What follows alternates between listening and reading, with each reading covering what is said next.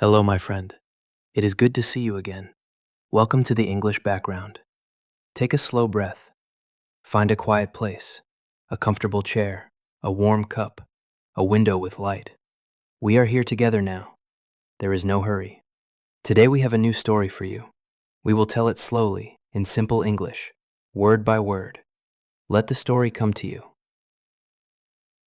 He could write a whole piece of music in his head. He did it while playing a card game with his friends. He could walk through the streets of Vienna and hear music inside his mind. He heard every part of it at once, every voice, every drum, every violin. The music was always there, alive inside him. But on a cold morning in December of 1791, this man died. He was only 35 years old. On his small writing table by the bed, there was a piece of paper. The paper had music on it, but the music was not finished. The last few notes were still empty. It was a song for the dead. People called this kind of song a requiem. His name was Wolfgang Amadeus Mozart. Today, his music is in every concert hall in the world. Children play it in piano lessons. Old people hum it on the street. He is one of the most famous music writers in human history. But the strange truth is this: he wrote almost everything in a very short life. He wrote more than 600 pieces of music. He started at the age of 5. He stopped only at his death. How did one young man write so much music in so few years? Why did he die so young? And why was his last song unfinished? To find the answers, we need to go back to a small house in a small city in a country called Austria. The story begins in Austria, in a small city called Salzburg. Salzburg was a beautiful place, full of old churches and quiet streets. The year was 1756. The Mozart family lived in a tall yellow house in the center of the city. Mozart's father was called Leopold. He played the violin and worked for a powerful church leader in Salzburg. Leopold loved music more than anything else. He also wrote books about how to play the violin. People in many cities knew his name. Mozart's mother was called Anna Maria. She was warm and quiet. She did not write music herself, but she loved her family with all her heart. The Mozarts had 7 children, but only 2 stayed alive, a girl and a boy. The girl was older. Her name was Maria Anna, but everyone called her Nannaro. She was 4.5 years older than her little brother. Nannaro was very, very good at the piano. By the age of 7, she played better than most adults. The boy was Wolfgang Amadeus. He was the youngest in the family.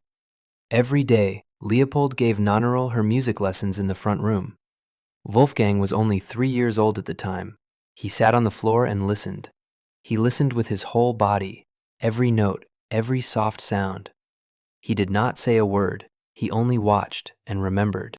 One quiet afternoon, when Leopold went out, little Wolfgang climbed onto the piano chair.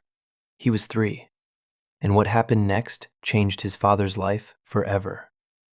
When Leopold came home, he stopped at the door. He could not believe his eyes. Little Wolfgang was at the piano. He was playing, not just notes, but real music. He was 3 years old. By the age of 5, Wolfgang was writing his own music on paper. By 6, he played the piano and the violin at the same level as a grown man. Leopold knew, deep in his heart, that he had a special child. The world had to see him. So in 1762, the family began to travel. Leopold packed his children, his music, and a small carriage. They went to Vienna, to Munich, to Paris, to London. They spent 10 long years on the roads of Europe. In Vienna, when Wolfgang was 6, the family played for the Empress, Maria Theresa. The Empress lived in a great palace called Schönbrunn. Wolfgang sat at the piano in front of her and played for an hour. The Empress was so happy that she kissed him. Then little Wolfgang climbed onto her lap and asked her to marry him. Everyone in the room laughed. In Italy, when Wolfgang was 14, something even stranger happened. In Rome, he heard a beautiful, secret song inside the Pope's chapel. The Pope said this song must never leave that room, but Wolfgang heard it only once.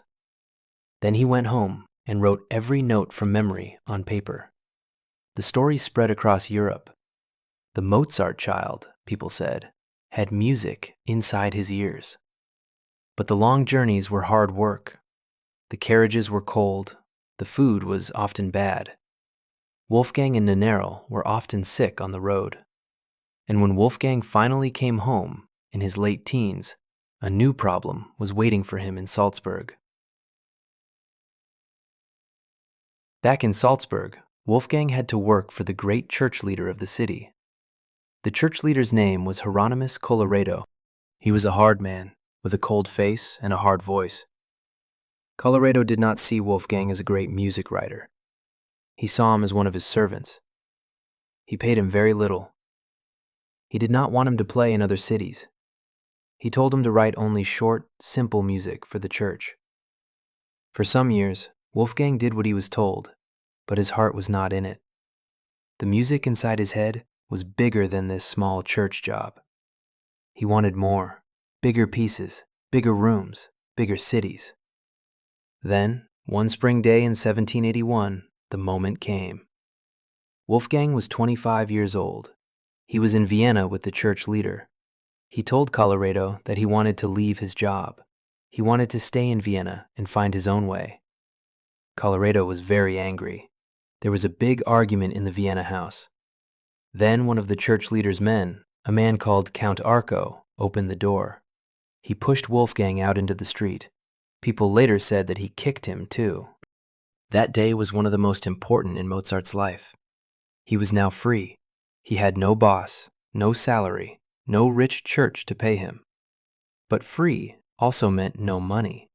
Free meant every piece of music had to find its own buyer. He had no one to help him now. He had to make his own way in the great city of Vienna. Vienna was the music city of Europe. Every rich family wanted music for their dinners. Every theater wanted new, long stories told in singing.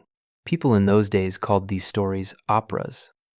Vienna was full of opera houses, music rooms, and music writers.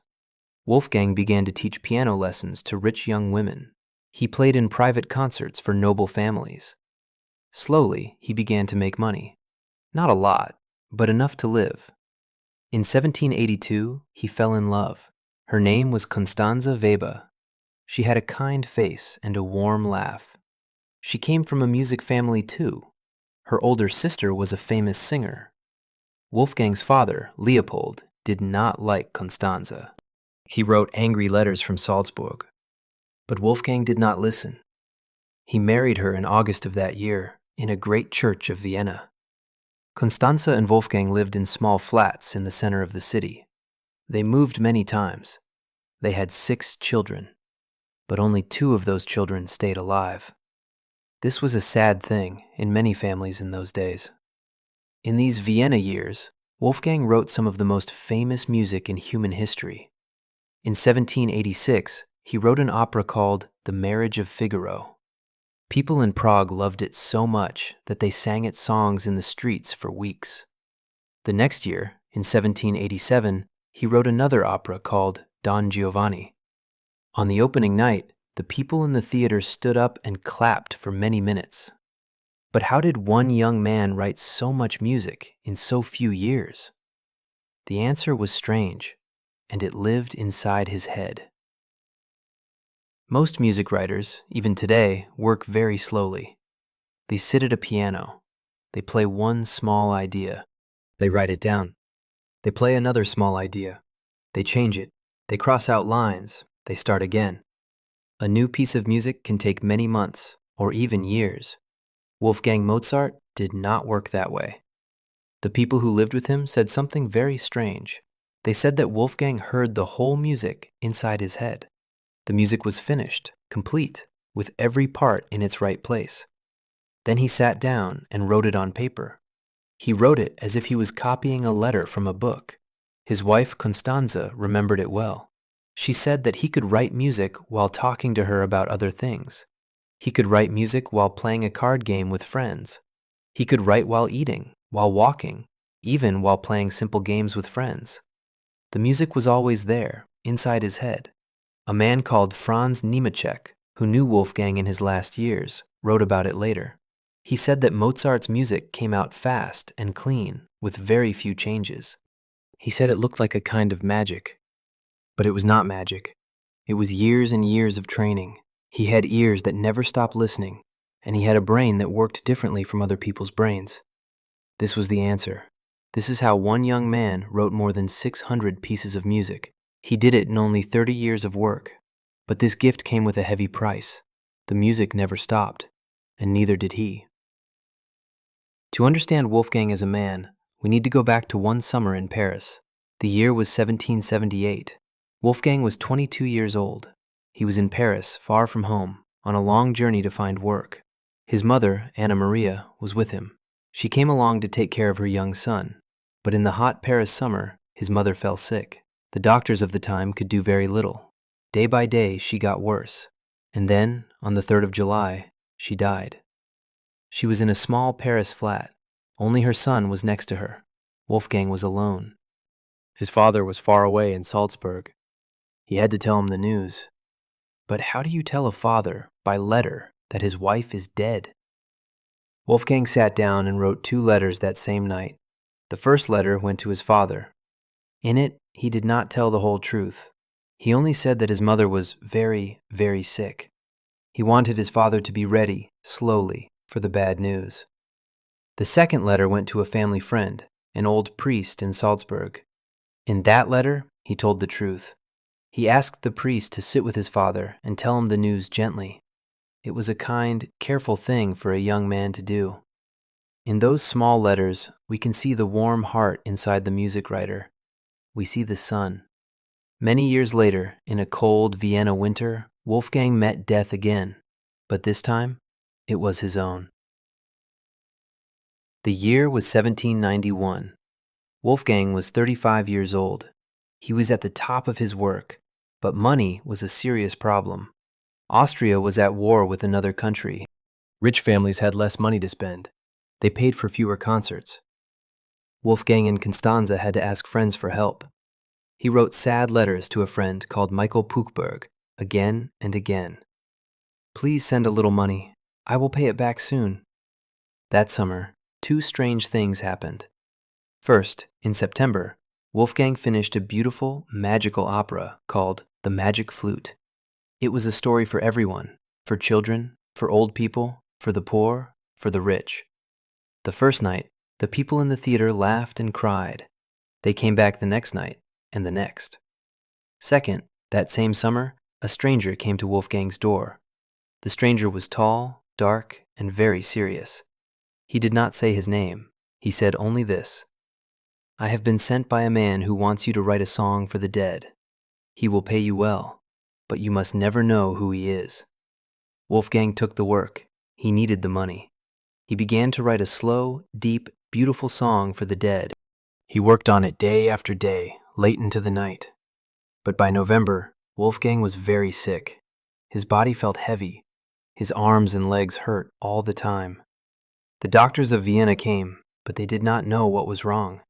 To this day, doctors are not sure why he died. On the 5th of December, in the year 1791, Wolfgang Amadeus Mozart died. He was in his small Vienna flat. The song for the dead was still on his table, unfinished. And so, on that cold winter morning, the music stopped. But the story of where they took him next was the strangest part of all. In those days, in Vienna, most people did not have their own grave. Years before, the Emperor of Austria changed the rules for graves. Now, to save space and money, most people had to be buried together. They were put in one big grave with other people. There was no big, private stone. There were no flowers, no name on a wall. So when Wolfgang Mozart died, his body was taken to a graveyard. The graveyard was called St. Marx. It stood on the edge of Vienna. He was buried with other people who died around the same time. Constanze did not go to the graveyard that day. Many people did not, in those years. It was the way of Vienna, not a sign of poverty. But the truth is this: nobody today knows the exact spot of his grave. Constanze lived on for many more years. She kept her husband's letters and his music safe. She helped his students finish the song for the dead. That song is now one of the most beautiful pieces of music in the world. Every year, in great rooms all over the planet, people sing it together. Think of the little boy from Salzburg. He climbed onto an empress's lap. He heard whole operas inside his head. He left the world too early, but his music never left. The next time you hear a piece of Mozart somewhere in your day, listen for one quiet moment. Wolfgang is still here, in every note. And that is our story for today. You listened to it in English. That is not a small thing. Every story you hear takes you one quiet step closer to the best version of yourself. The one who understands English well. The one who knows something new about the world. Take one slow breath. Stay with the story for a moment before you go back to your day. Now, I have a small question for you. Whose story would you like to hear next? A scientist? An artist? A writer? A singer? Write the name in the comments. I will read every one. If this story helped your English today, leave a small like. It is a quiet way to say thank you to the channel. Thank you for being here today. See you in the next story, here at the English Background.